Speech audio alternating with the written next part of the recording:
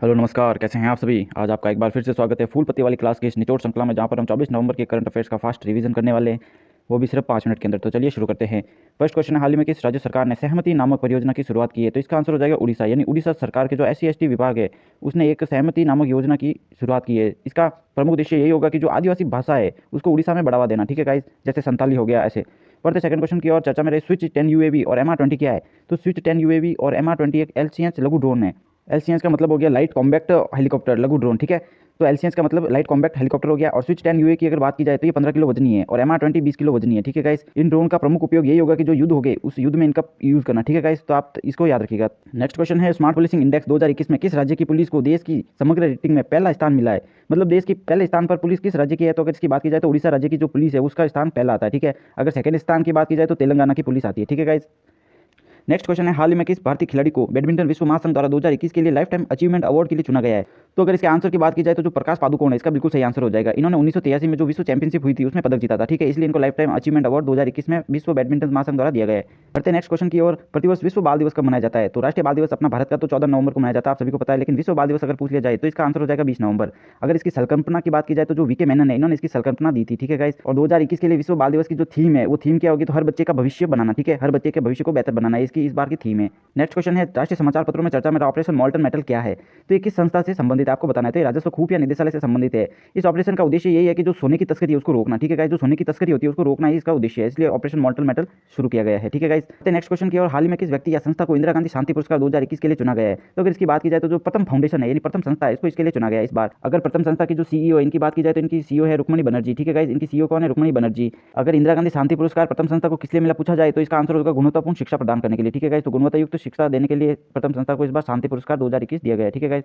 बढ़ते हैं next question की ओर। 19 नवंबर 2021 को प्रधानमंत्री नरेंद्र मोदी ने कहां पर उत्तर प्रदेश रक्षा औद्योगिक कॉरिडोर परियोजना की आधारशिला रखी है। तो अगर इसके आंसर को देखा जाए तो जो औद्योगिक कॉरिडोर परियोजना है, यानी उत्तर प्रदेश के लिए जो रक्षा औद्योगिक कॉरिडोर है वो झांसी के अंदर बनाया जाएगा। ठीक है, और इसकी आधारशिला हाल ही में किसने रखी है, तो प्रधानमंत्री नरेंद्र मोदी ने रखी है। तो बढ़ते हैं नेक्स्ट क्वेश्चन की ओर। नवंबर 2021 को किस शहर को भारत का सबसे स्वच्छ शहर के खिताब से सम्मानित किया गया है।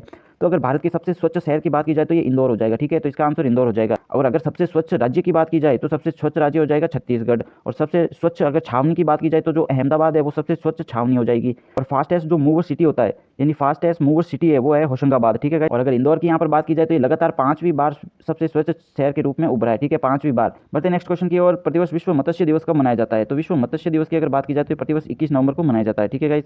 बढ़ते नेक्स्ट क्वेश्चन की ओर। हाल ही में किस पुलिस स्टेशन को 2021 के लिए भारत का बेस्ट पुलिस स्टेशन का दर्जा दिया गया है। तो अगर सदर बाजार पुलिस स्टेशन की बात की जाए जो कि दिल्ली में है, तो इस स्टेशन को ही भारत का सर्वश्रेष्ठ पुलिस स्टेशन का दर्जा दिया गया है। ठीक है गाइस, तो आप इसका नाम जरूर याद रखिएगा।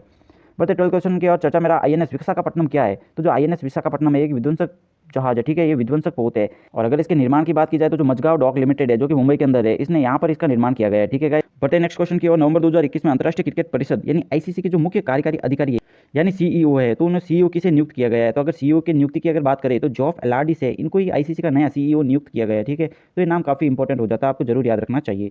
14 क्वेश्चन है, हाल ही में किस बैंक ने भारत में फुटबॉल को बढ़ावा देने के लिए जमशेदपुर फुटबॉल क्लब के साथ साझेदारी की है। तो इसका आंसर SBI हो जाएगा, यानी SBI बैंक ने जमशेदपुर फुटबॉल क्लब के साथ साझेदारी की है ताकि देश में फुटबॉल को बढ़ावा दिया जा सके। नेक्स्ट क्वेश्चन की ओर बढ़ते हैं। निम्नलिखित में से हाल ही में किस राज्य सरकार ने वैश्विक फिनटेक हब बनने हेतु एक फिनटेक गवर्निंग काउंसिल का गठन किया है।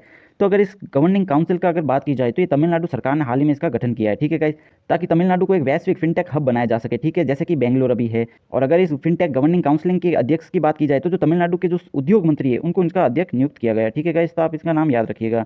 16 क्वेश्चन है, 21 नवंबर 2021 को किस राज्य को देश का सर्वश्रेष्ठ समुद्री राज्य का पुरस्कार दिया गया है। तो अगर देश का बेस्ट समुद्री राज्य की अगर बात की जाए तो ये आंध्र प्रदेश को इसका पुरस्कार दिया गया है। ठीक है, अगर ये पुरस्कार किसके द्वारा दिया गया है ये पूछा जाए तो इसका आंसर होगा जो मत्स्य और पशुपालन मंत्रालय है उसके द्वारा इस पुरस्कार को दिया गया है, जिसके जो मंत्री है वो कौन है, पुरुषोत्तम रूपाला। ठीक है, अगर सर्वश्रेष्ठ पहाड़ी और पूर्वोत्तर राज्य पूछा जाए तो उसका आंसर त्रिपुरा हो जाएगा। ठीक है गाइस।